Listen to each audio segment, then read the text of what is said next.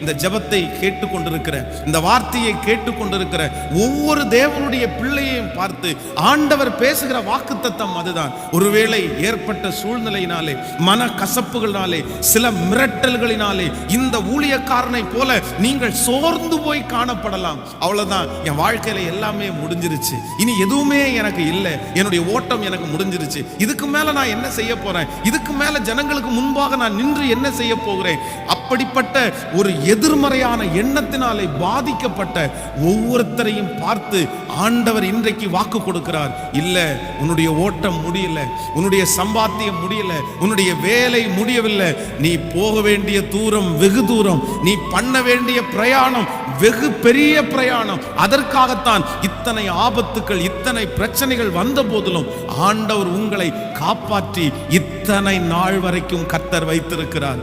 அல்லேலூயா.